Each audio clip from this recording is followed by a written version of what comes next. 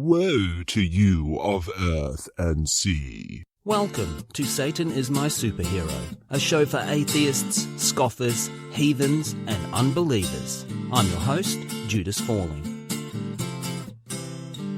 In this episode, we look for some kindness, compassion, understanding, consideration, gentleness, respect, tenderness, and sympathy for the devil. It's about time. In 1967, the previously suppressed and posthumously released novel The Master and Margarita, by Soviet author Mikhail Bulgakov, was translated into English. Oh, excellent. Now someone will actually read it. This novel featured Pontius Pilate, some Nazarene bastard, a succubus, a vampire, a witch, a demonic cat, Judas Iscariot, and Satan himself. So not particularly aesthetically pleasing to the atheistic Soviet state at the time. Hence the suppression. Hi, Comrade Mikhail, it's your publisher here. I've got one of those good news, bad news scenarios for you. The good news is all the trees that were going to die to make your book are now safe. As you should probably expect, the devil in this story is viewed with a certain amount of, dare I risk making the same joke twice in a row, sympathy. Oh, bravo! Hey, what? Well done. Smashing old chap. Marvellous, darling. Satan in this novel kind of eats the rich, hosts an awesome party, grants some pardons from eternal damnation, and then facilitates the resolution of the title character's love story. It makes more sense in Russian, but then, as I said, no one would read it. Singer, drug mule and girlfriend to Mick Jagger, Marianne Faithfull, gave Mick a copy of the book sometime prior to June 1968. Here, Mick, have a book. A book? What the bloody hell am I going to do with a book? You got any drugs? I took 'em all. What? Ugh. Call an ambulance, Mick. I feel faint. You should have got me a bloody phone book then, shouldn't you? At the time, Mick was flirting with Satanism. The previous year, the Stones had released the album Their Satanic Majesty's Request, which was a psychedelic mess of noises that had nothing satanic about it. But Jagger had caught the devil bug. There's a cream for that. Mick was also reading 19th century French decadent poet Charles Baudelaire, who has been accused of being, if not a Satanist, at least Satanist adjacent more than once or twice. Yes? Hi, I'm looking for Baudelaire. Oh, he's next door at 668. Just like Bulgakov, Baudelaire's work had faced suppression in its time, most notably for our purposes, The Litanies of Satan, which reads like a prayer to the Prince of Darkness himself, and is in fact used as such by some practicing Satanists to this day. I wish I'd known about Baudelaire when I was at school. Next up we have Falling. Falling, I assume we'll dispense with the formalities and I'll just mark you down for an F right now. No, I actually did the assignment. You have written an essay you can present to the class? Yep. Let me guess, it's about some god-awful heavy metal band. No, it's about a 19th century French poet. Oh, okay then, let's hear it. O you, the wisest and fairest of the angels, God betrayed by destiny and deprived of praise. O Satan, take pity on my long misery. O Prince of Exile. Why do I fall for it every time? So by Jagger's account, somewhere between the influences of a French poet and a Russian novelist, his own man of wealth and taste was born. It's a boy! With horns and a tail. Did you hear that, Billy? We've had a baby boy. Initially, Jagger wrote the song on an acoustic guitar with a self-described Dylan-esque style. But what's puzzling you is the nature of my game. Mick was so enthusiastic about the song, he drove to the houses of different band members with his acoustic guitar and serenaded them on their doorsteps. Off, Mick. Sympathy for the Devil has a special place in the heart and soul of this podcast, as it was the original working title for this show. Jagger's first working title for the track was Fallen Angels. I've never liked the phrase fallen angel. It makes me sound clumsy. And anyway, I didn't fall. I jumped. So on Tuesday, June the 4th, 1968, the Rolling Stones headed into Olympic Studios London to record this song featuring the lyric, Who Killed Kennedy? 2 days later, on Thursday, June the 6th, 1968, Robert F. Kennedy was assassinated in Los Angeles. Sympathy! Too soon. 2 days after that, on Saturday, June the 8th, 1968, the Rolling Stones headed back into Olympic Studios London to record this song featuring the updated lyric, Who killed the Kennedys? Now, I'm not saying this song killed Robert F. Kennedy. Obviously, we all know as a cabal of Jewish space lizards known as the military-industrial complex that killed both Kennedys. There's no way that is true. Kennedy was killed by lone gunman Sirhan, who was by the very definition of lone gunman, working alone. The lone Palestinian gunman was angered by Kennedy's promised military support for Israel. He committed the act in front of multiple witnesses, wrote of his plans to commit the murder in multiple journal entries, admitted to what he had done and why to police and again during his trial. There is no conspiracy involving Jewish space lizards. You used to be fun. That statement was inaccurate. You know what? You're right. You were never fun. Luckily for the rest of us, the recording sessions for Sympathy were captured on film by French director Jean-Luc Godard. Will you come to a French film festival with me? That depends. Is there a gun to my head? During filming, one of Godard's lights set fire to the studio, causing extensive damage. I'm not saying the song killed Olympic Studios. I'm saying it nearly killed Olympic Studios. Thank you for calling emergency services. Your call is important to us and you will be placed in a queue. If you require assistance from the police, please press 1. If you require medical assistance, please press 2. If you require the fire department, please press 3. If your emergency is demonic curse related, please press 6.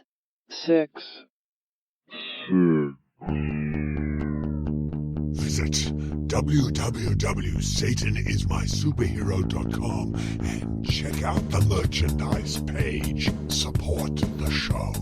Buy some blasphemy. Sympathy for the Devil was released on December the 6th, 1968 as the first track on the album Beggar's Banquet. Exactly 1 year later, on December the 6th, 1969, 4 people would die at the infamous Altamont Speedway Free Festival, one of whom was stabbed to death by security during the Rolling Stones set. 18-year-old Meredith Hunter tried to get on stage with a pistol drawn, presumably intending to shoot a Rolling Stone. Wasting his time without any silver bullets. All of this was captured on film. It was incorrectly reported that the Stones were playing Sympathy for the Devil at the time of the death. They weren't. However, they had played it earlier in the set and it had been interrupted by a huge fight that broke out in the crowd. I'm not saying this song killed the Summer of Love, but it is suspicious that it was there in the room holding a pillow as the 60s passed away.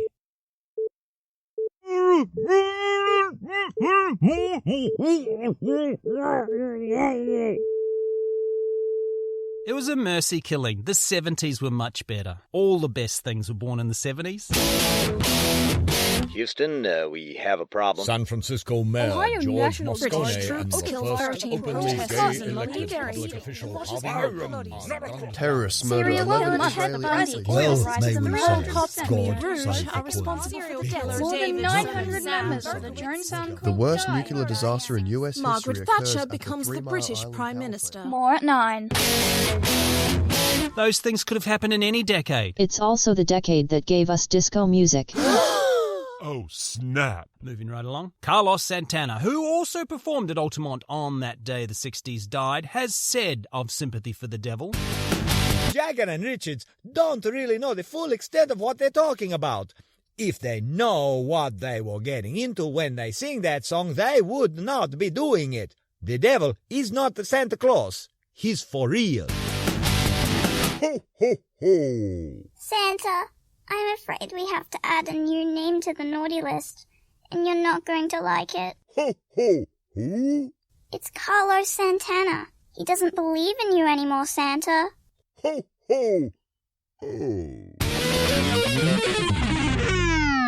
in a 1971 interview, Keith Richards said, I don't know how many people think of Mick as the devil, or as just a good rock and roll performer, or what. There are black magicians who think we are acting as unknown agents of Lucifer, and others who think we are Lucifer. Mick Jagger is the devil. That's ridiculous. Okay, Keith Richards is the devil. That's... Hunter S. Thompson claimed to have played the song on a continuous loop while driving under the influence to Las Vegas in 1971. Was there any other way to drive to Vegas in 1971? Or 81? Or 9? You know what I'm saying. That's how you drive to Vegas. Lots of artists have covered the song over the years with varying degrees of success. Brian Ferry did an awful version. I've been around for a long years. While Jane's Addiction did a pretty good one. Pleased to meet you. Ozzy Osbourne did You're not about to disparage Ozzy, are you? I swear, Judas, you wouldn't like me when I'm angry. Ozzy Osbourne did a version. Sharon! What's my name? Motorhead recorded a cracker. When the Blitzkrieg raged. Which appears on the very last track of the very last album Motorhead ever released while Lemmy was alive. I'm not saying this song killed Lemmy. A lifetime of being Lemmy killed Lemmy. But this is the last song on his last album. That's a bit weird. Most famously, Guns N' Roses covered the song for the Interview with a Vampire soundtrack in 1994. Do you know where you are? Do you? No.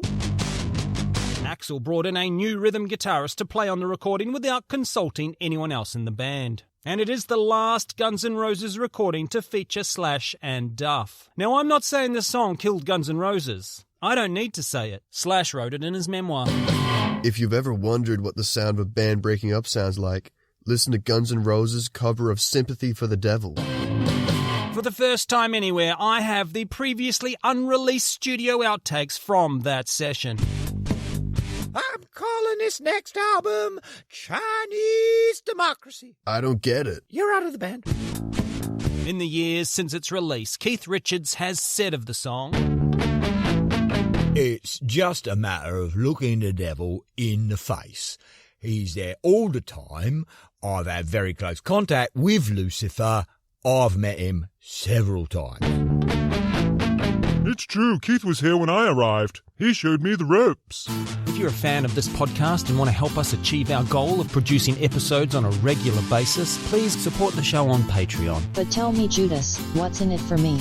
As a patron, you could also have me, Judas Falling, suffer for your sins in the everlasting eternal damnation of an imaginary afterlife. That's right, I will do the time for your crime. Conditions apply. Check out patreon.com/Satan is my superhero for details. In conclusion, what have we learned from today's dalliance with Sympathy for the Devil? It's cursed. The song is cursed. If this is the last episode of this podcast, you will know why. Just to clarify, there is no such thing as curses. They are superstitious nonsense, and we will be back in 2 weeks with a fantastic episode about artificial intelligence. Fingers crossed. Did you just say you were crossing your fingers? No, I definitely... Jinx. What? Nothing. Okay. Well, I'm just off to walk on some cracks on the pavement. You really shouldn't. Think of your poor mother's back. Ooh, there's a crack. Here's another crack. Crack, crack, crack, crack, crack.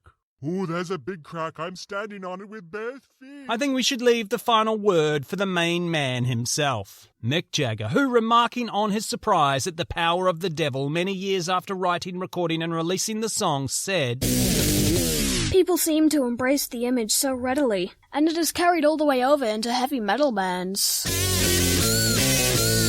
And that's why Satan is my superhero." If you've enjoyed this episode, rate, review, subscribe, you know the deal.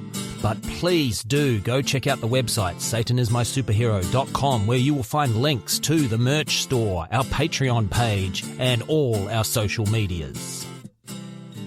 The cast watched the trailer for Jean-Luc Godard's 1968 avant-garde film 1+1, composed of fictional scenes, dramatized political readings and documentary footage of the Rolling Stones in the studio recording, Sympathy for the Devil. I do not have high hopes for this. This is the most 60s thing ever. This is strange. It was just like some emotional singing, and then it cuts to someone being shot.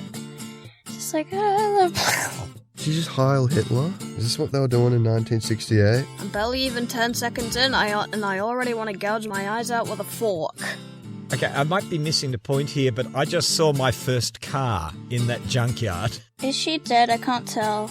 Why was that the quote they put in? It's just Sympathy for the Devil playing and then a random dude accosting a lady about an orgasm. This is the weirdest video I've ever seen. Am I getting paid for this?